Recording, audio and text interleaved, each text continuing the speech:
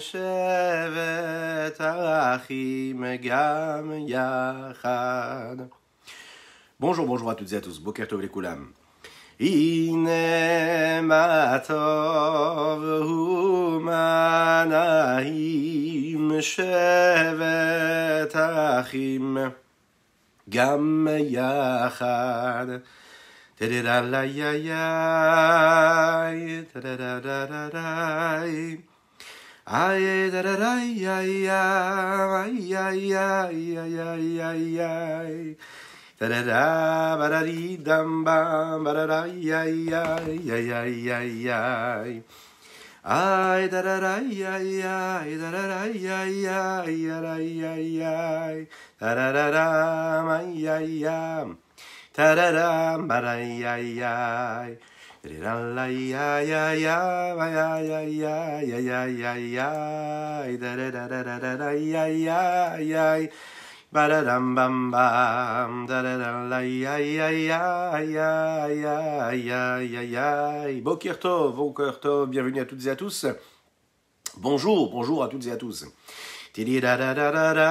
On va commencer dans quelques instants.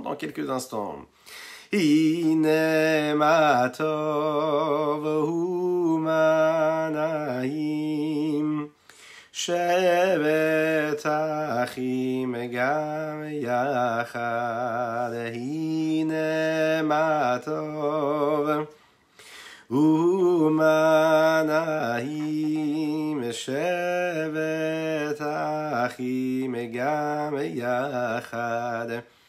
Boker tov, bonjour Marcel, c'est un plaisir de vous avoir parmi nous. Ay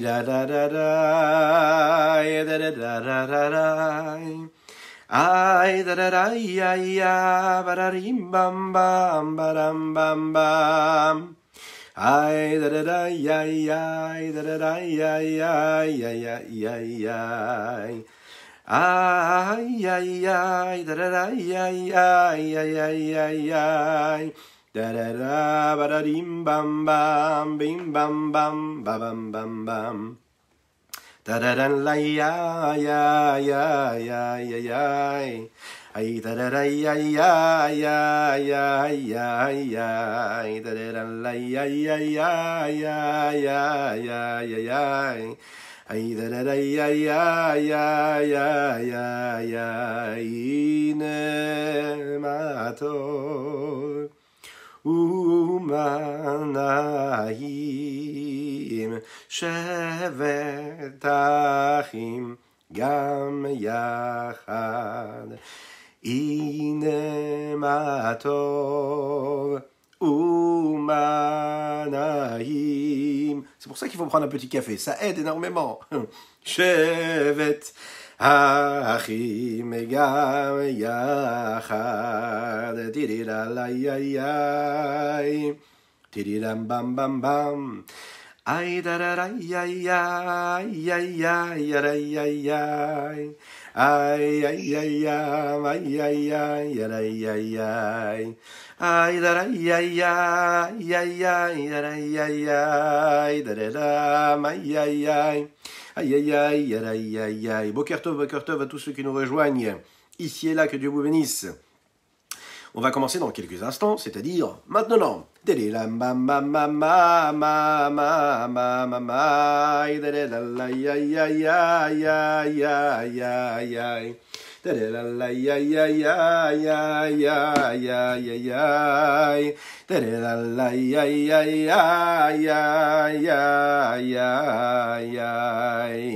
Boker tov les koulam. Bonjour à toutes et à tous, c'est un plaisir de vous retrouver en cette magnifique matinée que Dieu nous offre sur la terre. Merci mon Dieu pour tout ce que tu nous donnes.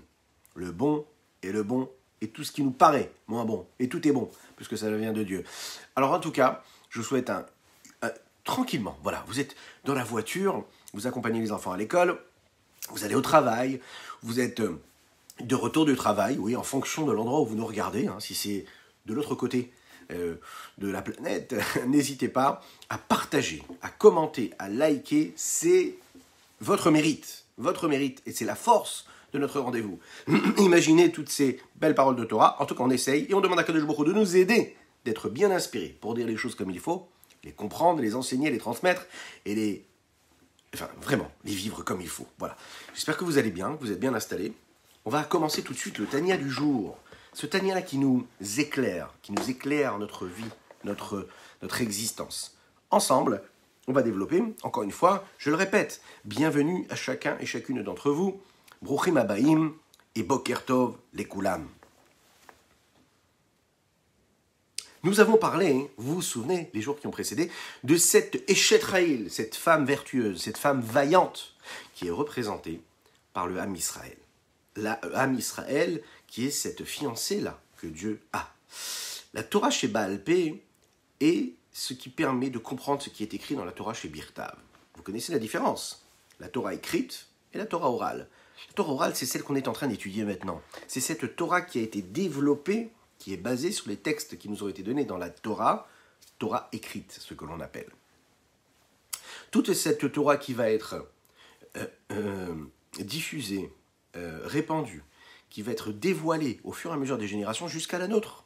Tous les jours, vous avez des érudits à travers le monde qui développent, qui enseignent, qui découvrent, qui dévoilent, qui apprennent des nouvelles notions de Torah, qui les développent, qui les écrivent, qui les enseignent. Et ça c'est ce que l'on appelle la Torah orale. Celle qui nous permet et qui est basée sur cette Torah écrite. Nous l'avons expliqué, cette Torah orale, elle correspond à cette Eshet Raïl, à cette femme vaillante. Oui, elle a quelque chose de plus que son mari n'a pas, la femme vaillante. C'est Ateret Baala. Cette femme vertueuse-là, c'est la couronne de son mari. Le Ham Israël qui est représenté également par cette Eshet Raïl. Et cette Torah chez Baal Pé, cette Torah orale, apporte cette couronne à cette Torah chez Birtav. Afin de comprendre quelle est la particularité qu'a cette Torah orale, le Rabbi Shneur Zalman de Liadi nous l'a dit, nous l'a précédé, nous l'a introduit en nous expliquant déjà qu'est-ce qu'avait de particulier les mitzvot. Oui, parce que la Torah orale, elle nous apprend à accomplir les mitzvot. Et nous allons le voir aujourd'hui, de quelle façon la Torah orale, elle nous apprend à accomplir les mitzvot. Et nous allons le voir, c'est très compliqué. Sans la Torah orale, ce serait très compliqué, Baruch haba mon ami Yoni, ce serait très compliqué de comprendre réellement ce que la Torah attend de nous. Lire juste un texte et ne pas comprendre ce que ça veut dire à notre époque, c'est pas si évident que cela. Ça nécessite un effort, il faut s'y investir, il faut développer, dévoiler tout ce que la Torah nous demande à travers l'érudition de tous nos maîtres, à travers les générations. Donc, cette Torah orale-là, elle a cette capacité de nous permettre de comprendre la valeur des mitzvot et de comprendre quelle est la volonté suprême qu'il y a à travers les mitzvot qui nous ont été ordonnées ou conseillées, oui, ou proposées. Maintenant, on va essayer de conclure à la fin de ce chapitre-là, 29 de Igeret HaKodesh, et comprendre en réalité ce qu'il y a précisément dans la Torah chez Baal Pé, indépendamment du fait qu'elle soit là pour nous permettre d'expliquer quelle est la volonté d'Hachem. Autrement dit, il y a la volonté, donc de faire ce que Dieu me demande, et il y a le fait de faire telle ou telle mitzvah, que telle ou telle mitzvah a une résonance particulière, elle a une raison, elle a un impact, une influence sur ma vie, indépendamment que ce soit la volonté d'Hachem. Autrement dit, j'accomplis la volonté d'Hachem parce que c'est Dieu qui me demande, mais il y a aussi ce qu'il y a dans cette volonté-là, ce que ça implique, ce que ça va faire. On le sait, que la volonté supérieure d'Akadosh Baruch Hu, du Saint béni soit-il, s'habille et prend comme outil les 613 mitzvot qui nous ont été donnés par la Torah. Maintenant, cette volonté suprême d'Akadosh Baruch Hu, de Dieu, elle est cachée dans ces mitzvot. On peut même parfois faire des mitzvot et même oublier qu'on est en train de faire la volonté d'Hachem. Donc la volonté d'Hachem a cette forme-là et prend la forme des mitzvot. Les mitzvot telles qu'elles sont écrites, elles ne sont pas encore le dévoilement de cette volonté supérieure d'Hachem. C'est quand on va étudier la Torah chez Baal Pé, cette Torah orale, quand on va étudier à travers tous les livres qui nous sont offerts, qui sont à notre disposition, qu'on pourra comprendre de manière ésotérique, kabbalistique, rassidoutique, philosophique et concrète comment accomplir la volonté de Dieu. Et c'est donc grâce, et écoutez bien ça, grâce à la Torah orale, oui, qu'on est en mesure de pouvoir dévoiler la volonté d'Akadosh Baruch Hu. Autrement dit, Si on se suffit de la Torah écrite, on ne pourra pas dévoiler la volonté qu'il y avait derrière telle ou telle mitzvah. Bruchim Abaim, bienvenue à toutes et à tous. Et donc, on étudie la Torah orale, on l'intègre, on l'assimile, et par cela, on dévoile la volonté supérieure d'Hachem. Prenons un exemple. Mettre les téphilines. Dans la Torah, il est écrit, vous devez attacher des lanières sur votre main. Mieux que cela, il n'est même pas dit qu'il faut attacher des lanières. Il est tout simplement dit, vous devez attacher à votre main. Ve'ayul et totafot, ils seront comme un signe à votre main, et ils seront entre vos yeux. Qu'est-ce que cela veut dire, les totafot benenecha? Vraiment entre les yeux? Sur le crâne? Au-dessus du front? Sur le front? Comment le faire? Comment le vivre? Comment accomplir cette mitzvah comme il faut? Donc a priori, c'est quelque chose d'assez voilé. La Torah ne nous dit pas comment le faire, qu'est-ce que cela veut dire totafot, de quelle manière on doit attacher, et où est-ce que se trouvent les yeux, et entre les yeux, et sur la main. La Torah orale, elle va venir et nous expliquer, et nous dit, voilà, tu sais, il faut que tu mettes ce petit boîtier sur ta main, et dans ce petit boîtier-là, il va y avoir 4 compartiments, et dans ces 4 compartiments, il y aura 4 parachiotes, 4 petits parchemins dans lesquels il y aura des écrits particuliers, précis, définis, et ces 4 compartiments-là seront faits d'une peau de bête travaillée.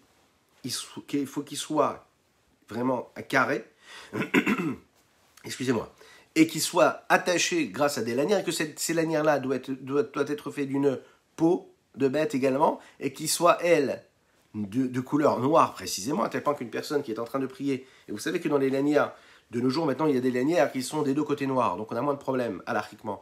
Mais une lanière qui se retourne, et sur lesquelles on verrait la partie peau, la partie beige, vous savez, il faut faire très très attention de tout de suite la retourner. Pourquoi? Parce que d'après la Torah orale, l'accomplissement de la mitzvah, enfin s'acquitter de ce que nous demande Dieu quand on met les téphilines, c'est de le mettre du côté noir. Il faut que ce soit noir. Les lanières doivent être d'une couleur noire. Tous ces petits détails, en réalité, des lois qui nous permettent d'accomplir la Torah et d'accomplir les téphilines, par exemple, ont été dit dans cette Torah orale. Quand on met les téphilines sur la main, le Rabbi Shneur Zalman de Liadi nous le rappelle ici. Il nous dit, c'est vraiment sur le bras, et non pas sur la paume de la main, puisque Ukshartam Lot Aliyadecha, on aurait pu penser que la main, il s'agit vraiment de la main, de la paume. Oui. Donc, la Torah orale, elle vient te dire, non, c'est sur le bras. Ensuite, les yeux. Entre les yeux, ça pourrait être entre les yeux. Mais attention, entre les yeux, au-dessus, sur la boîte crânienne, et non pas sur le front, et entre les deux yeux. Et c'est comme ça qu'on va le voir dans chaque mitzvah que la Torah nous demande, que ce soit des mitzvot, des commandements positifs ou négatifs, la Torah orale va nous dévoiler ce qui n'a pas été dévoilé et connu dans la Torah écrite.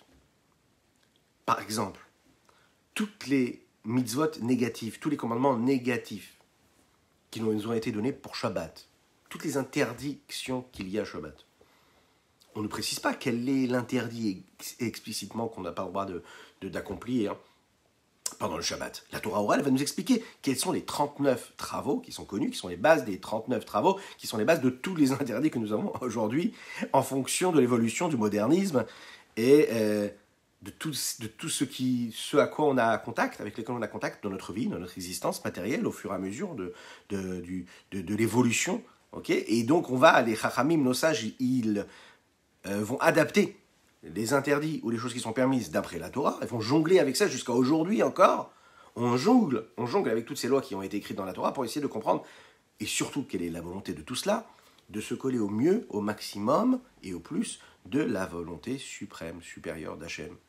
Baruch haba, mon ami Pinchas. Vous voyez? Donc en fait, cette Torah, elle est nécessaire, obligatoire. Elle va nous permettre de comprendre qu'est-ce qui est caché, qu'est-ce qui est voilé, et le dévoiler. C'est la raison pour laquelle sur la Torah orale, il est écrit dans le Zohar, Al titosh Torah timecha, n'abandonne pas la Torah de ta maman. Qu'est-ce que c'est cette Torah-là de ta maman et pas de ton père? C'est un petit peu comme un exemple. Vous savez, un enfant, en réalité, quand il naît, il passe 9 mois dans le ventre de sa mère, en bonne santé, Bezrat Hashem, une bonne naissance pour ceux qui attendent, un petit bébé, bravo, très prochainement, un grand, ben oui, qu'Hachem il fasse que cela se passe en son temps, dans la sérénité, la tranquillité, et ben Mazal Tov, voilà, que Dieu vous bénisse. Et puis aussi, ceux qui aimerait, et qui pas seulement qui aimerait, Akadosh Baruch Hu, que puisse vous envoyer tout de suite un enfant, si vous l'attendez, qui vous envoie ce bonheur-là, soyez bénis, n'hésitez pas à l'écrire, dites Amen, vous êtes à la maison, dites Amen, Amen ve Amen, écrivez-le dans les commentaires, Chazak mon ami Laurent, dites Amen ve Amen, c'est important. Et cet enfant-là, pendant 9 mois, il est dans le ventre de sa maman, il va grandir, il va se nourrir, ensuite il sortira. Mais juste avant, en réalité, de naître, c'est le papa qui était là. Et le papa, il a transmis cette petite goutte-là qui va permettre l'existence de cet enfant, la naissance de cet enfant-là. Et Chachamim nous disent que dans cette petite goutte-là, il y a, de manière voilée, toutes les forces que cet enfant-là va avoir pendant toute son existence. Imaginez un petit peu. Il y a déjà un potentiel, il y a de l'énergie, il y a toute la vitalité qu'il faut qu'il y ait pour tous les membres de son corps. Ils se trouvent tous, de manière voilée, dans cette petite goutte-là. Elle, la maman, quand elle met au monde cet enfant-là, elle va permettre à cet enfant-là de devenir et de prendre possession de tous ses membres, et de tous ces membres qui étaient totalement cachés et voilés. Et par la naissance, nous allons avoir un bon enfant, un petit enfant, en bonne santé, Bezrat Hashem, qui aura ses 248 membres, ses 365 nerfs. Réellement, c'est réellement ce qui se passe. Eh bien, il faut le savoir. C'est ce qui se passe avec la Torah. Chachamim nous disent, nous avons 248 commandements positifs, 365 commandements négatifs. Ils correspondent aux membres de l'homme. Et donc, à chaque fois qu'en réalité on étudie une Torah orale, c'est un petit peu comme à l'accouchement de la femme. L'accouchement de la maman qui met au monde cet enfant qui était totalement voilé, tous ses potentiels, toutes ses énergies qui étaient voilées. Et la maman, elle met au monde cet enfant, elle le fait naître, elle le fait grandir. Et bien la Torah orale, elle a cette fonction-là de Eshet Chayil, la Teret Bala, la couronne de son mari. Cette femme-là, elle met au monde, la Torah orale, elle met au monde, elle dévoile tout ce qui était caché dans les notions de la Torah écrite. C'est la raison pour laquelle, de l'autre côté, au début du Passouk, quand il est dit « Al titosh Torah timecha » et n'abandonne pas la Torah de ta maman, l'enseignement de ta maman, c'est précédé de quoi? De Shma beni Moussar Avicha. Écoute, mon fils, écoute la morale de ton père, ce que ton père peut t'apporter. Mais quel est ce père-là? Eh bien, le père, la référence ici, c'est la Torah écrite. La Torah écrite, on y comprend là la sagesse suprême d'Akadosh Baruch Hu, celle qui fait office de père, celle qui a à l'intérieur, en réalité, un concentré de tout ce qui va être dévoilé, développé, en fonction et au fur et à mesure des générations, à travers la sagesse des hommes. C'est la raison pour laquelle nous disons « Eshet Chayil ateret Baala ». La femme vaillante, la femme vertueuse, c'est la couronne de son mari. Qu'est-ce que cela veut dire? Parce que la Torah, nous l'avons dit, Baal Pé, la Torah orale, elle est appelée cette Eshet Chayil, cette femme vaillante, cette femme vertueuse, qui fait naître, en réalité, énormément de choses. Elle fait naître énormément de mondes, de notions, de domaines. Elle fait naître des mondes qui étaient totalement cachés. Et ces mondes-là n'ont pas de fin. Il est dit comme ça, Veholamot en mispar, des mondes qui n'ont pas de chiffres, qui n'ont pas de nombre bien défini. Les textes nous disent Al tikre alamot et la olamot. Le texte est écrit sans le vav. Rajoutons ce petit cholam là, olamot. Et ça veut dire quoi ici? Ça veut dire que toutes les halachot qui vont être dévoilées petit à petit, qui ne sont pas précisées à notre époque, et qui vont être dévoilées petit à petit au fur et à mesure des générations qui avancent, ces petits mondes-là qu'on va ouvrir encore et encore, les Chachamim nous disent, la Torah Takabala le précise, elles sont incluses dans cette petite Torah, ce que j'appelle une petite Torah, mais qui en est une grande, ces petites précisions de la Torah écrite qui ne sont pas révélées. Et donc, quand on utilise cette Torah orale, et la sagesse de cette Torah orale, les différentes dimensions de la Torah orale, que ce soit halachique, kabbalistique, ésotérique, chassidoutique, philosophique, eh bien on est en train de dévoiler la volonté suprême et de dévoiler également l'infini du Saint béni soit-il qui se révèle et qui est caché avant d'être révélé et dévoilé dans cette Torah écrite.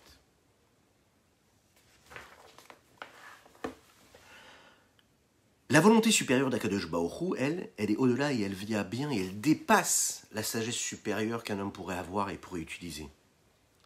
Baruchim Abayim, bienvenue à toutes et à tous. Baruch Haba, mon ami Ishaï, c'est un plaisir de t'avoir parmi nous, ainsi que toutes les personnes qui nous rejoignent. Que Dieu vous bénisse, c'est un plaisir de vous avoir. J'espère que vous allez bien, que vous êtes bien installés.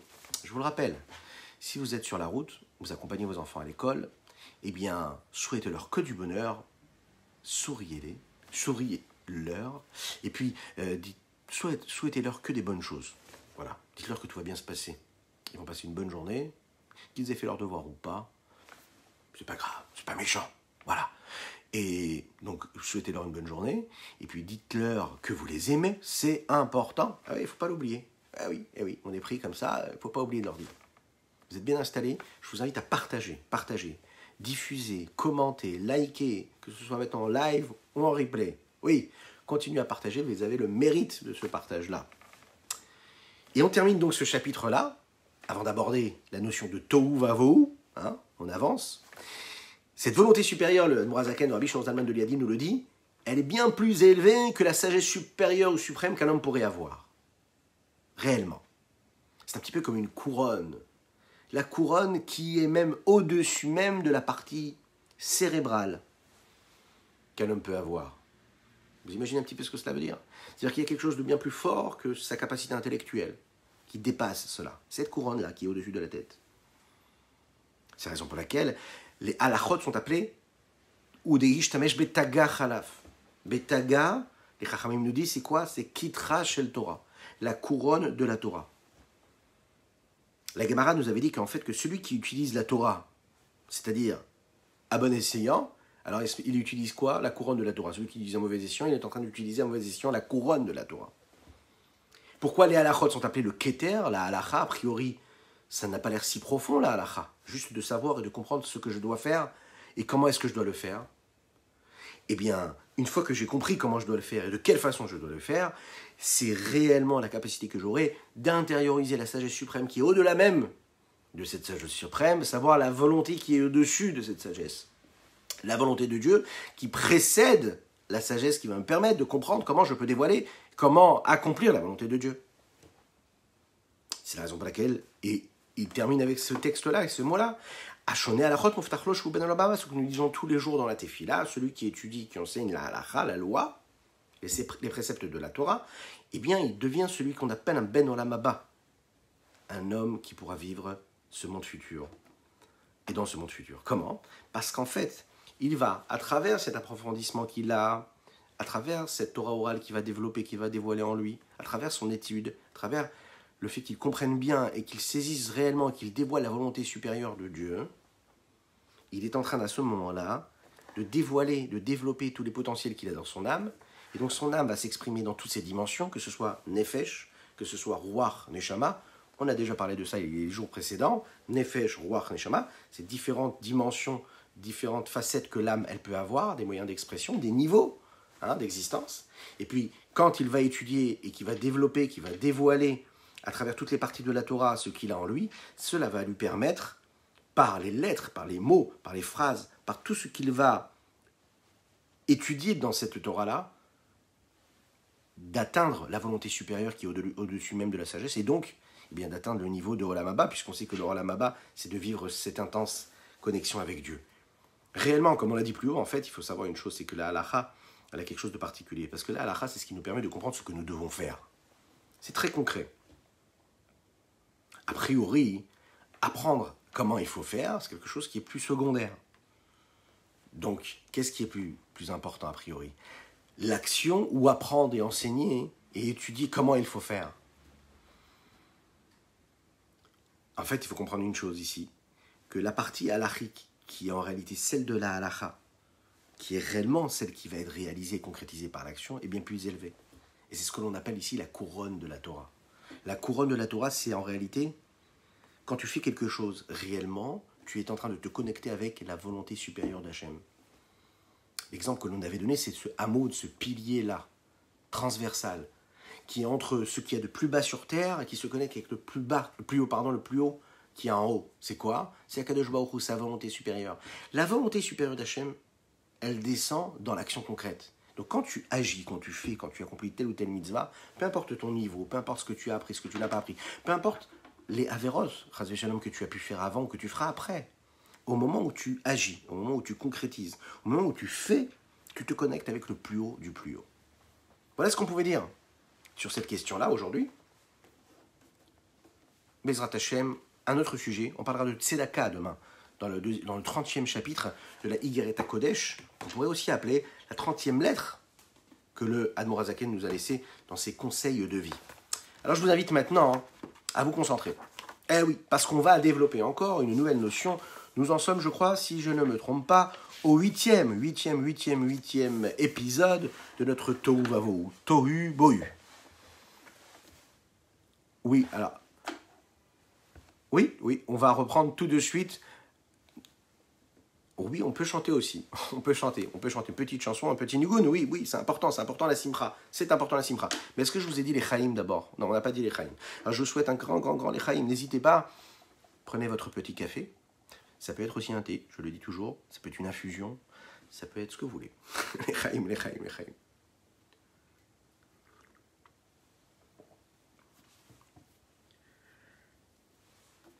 Nous parlons donc de Tohu Vavohu. Tout est mélangé. Toutes les forces, toutes les énergies,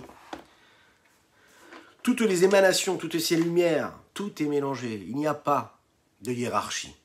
Chacune de ces firas, chacune des traits de caractère, chacune des attitudes existe pour ce qu'elle est et a priori est contraire à l'autre et ne laisse pas l'autre exister avec ce qu'elle est. En tout cas, elle n'est même pas capable d'être influencée par l'autre séphira. Oui, on chante tout de suite. Ufaratsta, yamava kenma, tsafona vanegba. Ufaratsta, yamava kenma, tsafona vanegba. Ufaratsta, yamava kenma. Ufaratsta, fona vanegba. Ufaratsta, yamava kenma. Faratsta fona vanegram. Tididai, yai, yai. Idalala, idalala, yai, idalala, yai,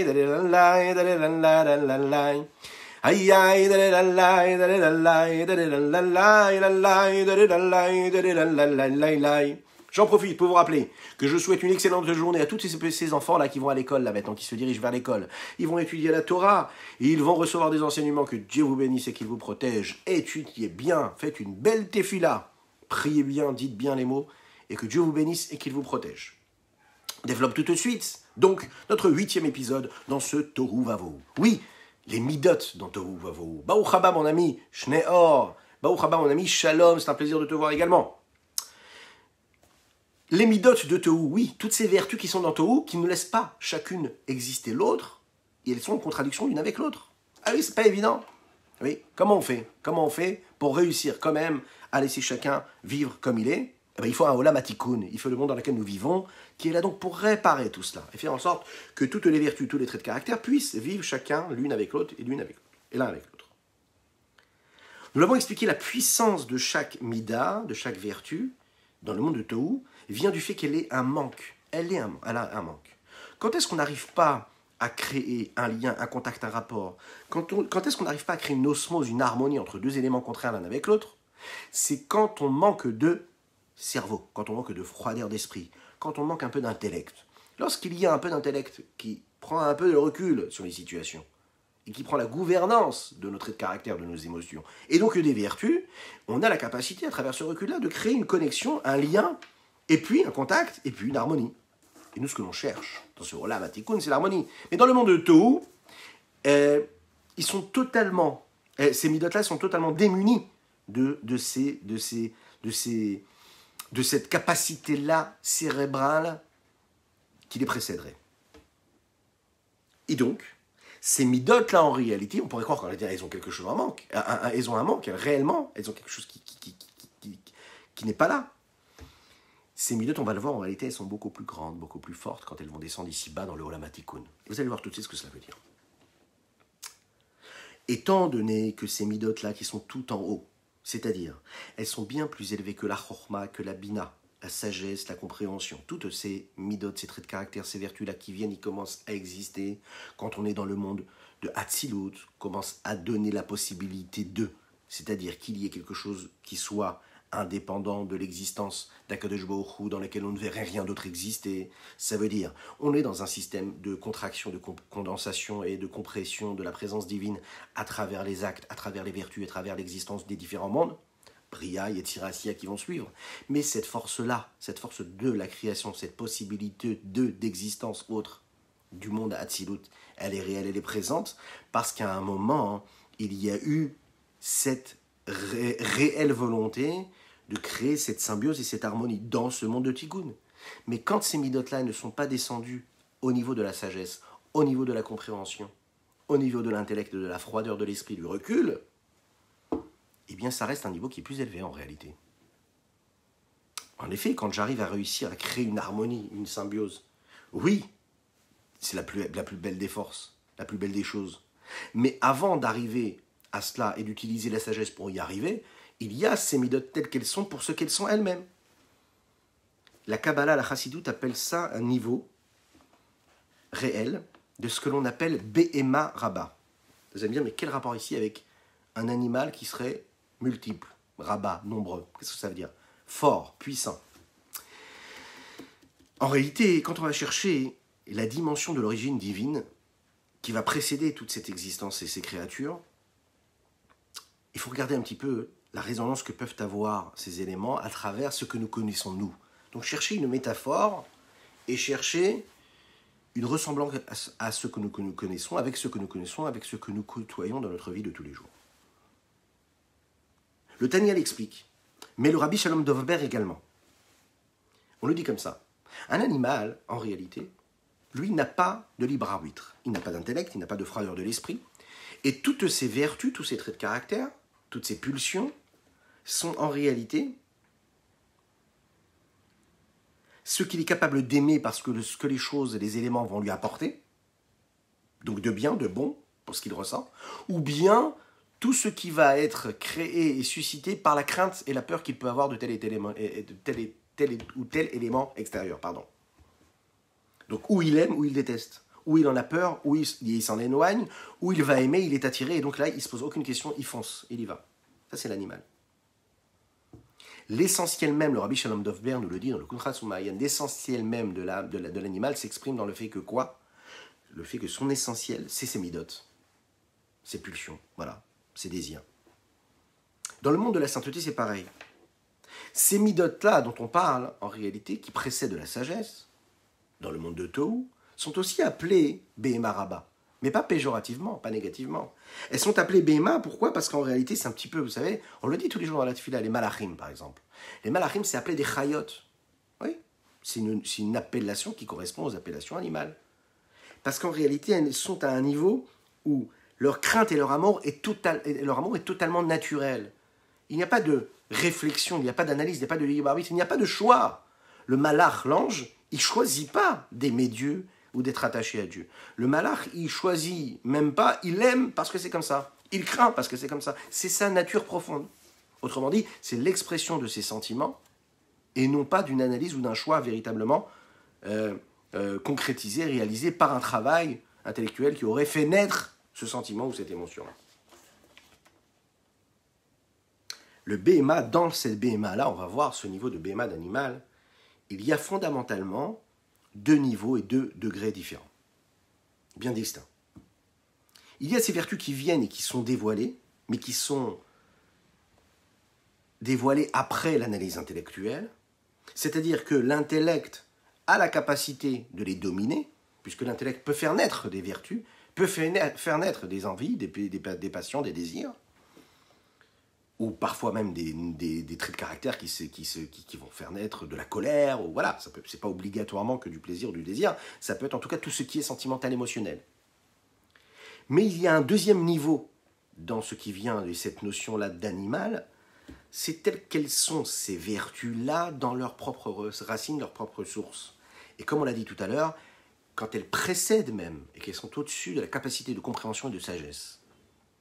Et c'est ça qu'on appelle Behema Rabba. Dans ce niveau-là de Behema, les midot, elles ne sont pas du tout dirigées par l'intellect. Et donc, elles sont un petit peu comme ce tohu-là, ce monde de tohu vavohu, tout est mélangé. Et donc là-bas, ces midot-là ne sont pas assujetties aux limites, aux frontières, aux barrières, elles n'ont pas de mesure. C'est la raison pour laquelle ce niveau-là du Olam HaTohu, qui a précédé le monde du Tikkun dans lequel nous nous trouvons, est appelé ce qu'on appelle Behema Rabba.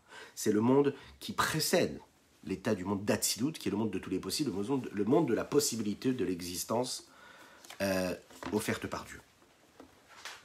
Vous êtes avec moi? Mais oui, je sais que vous suivez. Je compte sur vous, vous partagez. Partagez, parce qu'on ne sait pas, peut-être qu'une personne comme ça qui tomberait sur une idée aussi, voilà, bon, ésotérique, eh ben, peut-être qu'elle comprendrait, peut-être qu'elle... Oui, n'hésitez pas à poser votre question, que ce soit en direct ou même en privé. Juste après, en tout cas, on essaye d'y répondre, même si je ne vois pas tous les messages, que ce soit maintenant ou en replay, on avance. Je vous dis les chaim, les chaim, les chaim. Alors, c'est très important quand même de le rappeler, qu'on étudie aujourd'hui, pour la Hatzlacha, la réussite totale et complète je vous le dis tout de suite, de Shalom Dov ben Messaouda, mais et surtout, beaucoup, pour la réfoua de David, Eli ben Marcel Michal. David Eli ben Marcel Michal, qu'Akadosh Baruch Hu lui envoie une véritable réfoua chez les mains, une guérison totale et complète. Alors que vous soyez là maintenant en direct, que ce soit en replay, priez, prenez un petit Télim, faites une petite tfila pour lui, qu'Hachem lui envoie une véritable guérison.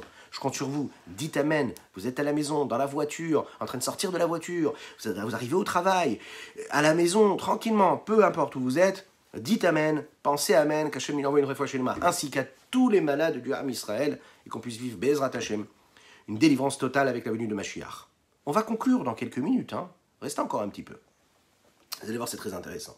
Et puis on terminera, rappelez-vous, avec la halakha. Nous l'avons dit aujourd'hui, la halakha. Apprendre une petite halakha, une petite minute, quelques secondes pour apprendre une halakha avant de commencer la journée. Cela nous permet d'avoir les mérites du Olam Haba.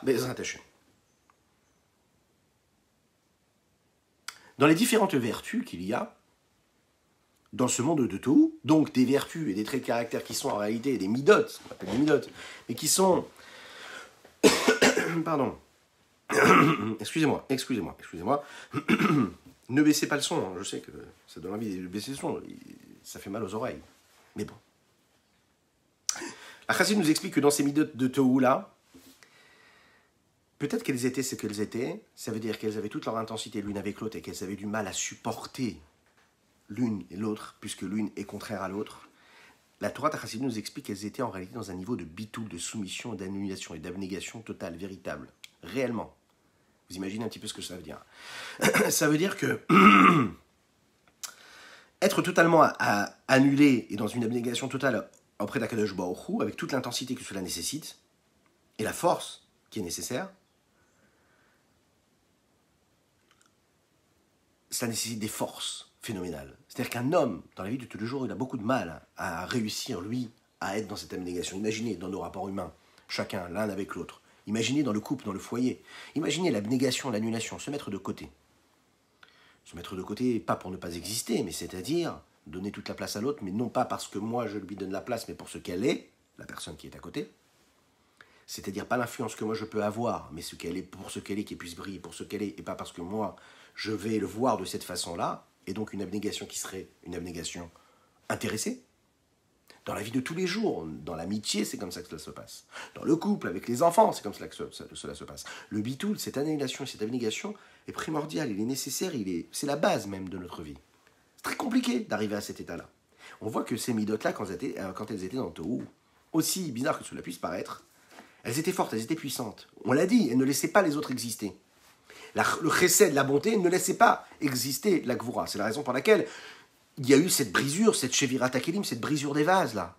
L'intensité de lumière ne pouvait plus trouver un corps, un réceptacle, où se poser. Chacun était là avec toute sa force. Aussi bizarre que cela puisse être, on lui dit qu'en réalité, ils vivaient dans un certain... elles vivaient, et elles existaient à travers un certain bitoul. Quel est ce bitoul? Quelle est cette abnégation-là? En fait, elles avaient cet état-là d'abnégation, d'annulation totale face à Akadosh Baruch Hu, devant Dieu, mais qui en fait était motivé et qui était voulu par le Ratzon Haelion. La Kabbalah nous dit, c'est que cet état d'abnégation-là, il n'était pas emprunt et il n'était pas les conséquences d'un libre arbitre et d'un libre choix réel que ces midotes feraient et avaient, donc pour créer cette abnégation, mais en effet une conséquence de la volonté de Dieu. Donc en réalité, on peut le voir clairement que dans le monde de Tohu, il n'y a pas réellement de mérite à être ce que l'on est, à savoir totalement annulé face à Dieu. Puisque cela vient de la volonté suprême. C'est la raison pour laquelle il y a Shvirat HaKelim. Parce qu'elles n'existent comme elles sont dans cette abnégation que parce que Dieu le demande. Et il n'y a plus donc d'endroits pour recevoir cette lumière-là, donc il y a cette brisure des vases. Alors que les midotes et les vertus que nous utilisons dans la vie de tous les jours, qui dépendent de notre libre arbitre, chacun et chacune d'entre nous, alors peut-être qu'on a du mal, peut-être que c'est compliqué, peut-être que c'est dur, mais quand on réussit, par exemple, à laisser cohabiter la bonté avec la rigueur, oui, la persévérance, avec le fait de devoir abandonner, toutes ces vertus, ces traits de caractère, on essaye de créer une harmonie. Quand on crée une harmonie entre nos différences, alors à ce moment-là, on a un pouvoir que les midotes, quand elles sont dans le monde de Tohu, n'avaient pas. Et donc on a quelque chose de plus. Même si on le voit, en réalité, cette abnégation face à Dieu, on l'a moins. Oui, mais c'est beaucoup plus beau de voir cette abnégation qui est vécue à travers des efforts de l'homme qu'une abnégation et qu'un bitoul, une annulation totale qui nous serait imposée. C'est pas du tout pareil. Expliquons un petit peu ce que cela veut dire. Et on terminera sur ça. On a expliqué un petit peu plus haut, en tout cas dans les épisodes précédents, que chaque séphira du monde de Tohu, elle ressent en réalité quelle est sa fonction. Elle ressent qu'elle a une aptitude, qu'elle a une attitude, qu'elle a quelque chose à faire, qu'elle a une fonction particulière, c'est-à-dire qu'elle a une fonction et une direction à suivre qui lui est propre à elle. Elle sait pourquoi elle est là. Le chesed sait qu'il est là pour là, c'est-à-dire la bonté, la grâce, le partage, le don, l'influence. Et puis la Gevura, elle sait que non, elle est là pour cadrer, pour être rigoureuse et pour être dans la rigueur. C'est la raison pour laquelle elle ne donne pas de place chacune l'une à l'autre. Et c'est donc, vous vous rappelez, ce qui a causé cette séparation, cet éparpillement de ces différents morceaux, ces petits tessons-là, qui ont juste gardé une petite trace qu'on appelait le Réchimou, la petite trace de présence divine, mais qui en réalité s'est retrouvée dans ces petits morceaux-là, de ces vases-là. La question qu'on pourrait se poser, c'est quelle est la vérité? Quelle est la vérité? C'est-à-dire que, quelle est la séphira qui reflète véritablement l'expression même de la volonté suprême et supérieure d'Hachem? Et de toute sa force. Est-ce qu'il y a une séphira sur laquelle on pourrait dire, elle représente véritablement la volonté de Dieu? Plus que l'autre ou moins que l'autre? Est-ce que c'est possible de dire une chose pareille? La vérité, elle est comme ça. C'est que chacune de séphiras, même celles qui nous paraissent moins belles, moins importantes, chacune représente la volonté supérieure et suprême d'Hachem. Elles sont les ambassadrices et les représentantes de ce que Dieu est. Elles expriment véritablement ce que Dieu est. Dans toutes ses limites, et de-delà même de ses limites.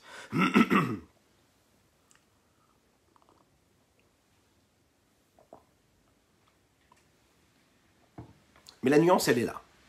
C'est que chaque séphira représente véritablement, intrinsèquement, toute la volonté d'Hachem. Elle n'est que Dieu. Mais pour elle, elle ne voit ça que par sa spécificité et sa particularité. Ça veut dire que pour elle, l'expression même de Dieu, puisqu'elle ne sait pas ce qu'il y a autre qu'elle, ce qu'elle est dans sa spécificité, c'est-à-dire que le chesed de la bonté, pour lui, il n'y a que bonté. Donc, bien sûr qu'il n'y a pas autre chose que la volonté de Dieu dans sa vertu. Donc, il n'y a que de la bonté. Mais elle ne laisse pas l'autre exister, non pas parce qu'elle ne veut pas la laisser exister, et qu'elle manquerait de bitoul, d'annulation, d'abnégation. C'est juste qu'en réalité, pour elle, sa vision, c'est ce que Dieu peut être dans le précède, dans la beauté. Donc, pour elle, Dieu, c'est la bonté. Et de l'autre côté, nous avons la Gevura, la rigueur. Elle voit la présence divine, et elle vit, elle est transcendée par la présence divine, l'essence même de Dieu, à travers cette rigueur-là. Et ce n'est pas contradictoire. Pourquoi? Parce qu'elle ne le fait pas, elle ne le vit pas au contraire de l'autre, elle le vit pour ce qu'elle est elle-même.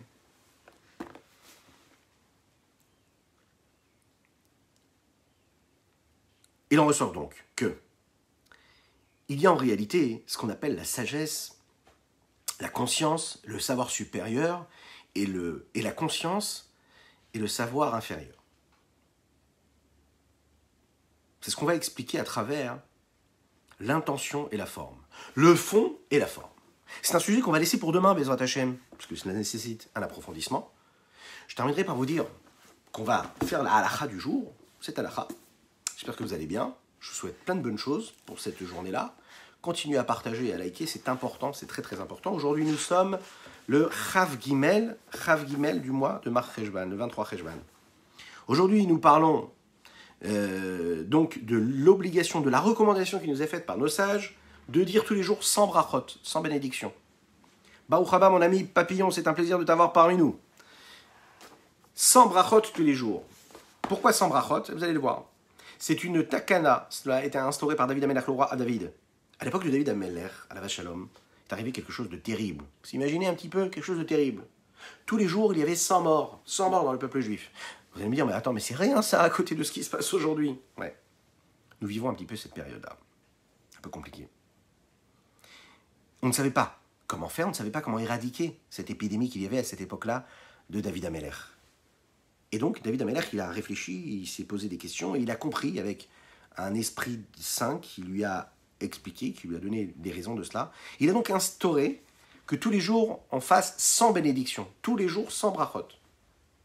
Il y a une allusion à cela dans les mots de David Ameller, quand il dit « Nehuma gever ukam al », la splendeur de l'homme qui s'est élevé au-dessus. Et qu'est-ce que c'est al? Alors, c'est à vos calculettes, tous ceux qui savent et qui peuvent calculer rapidement. Vous êtes prêts? Chiffre Aleph, Aïn et Lamed. Donnez-moi la valeur numérique du Aïn et du Lamed, du mot al.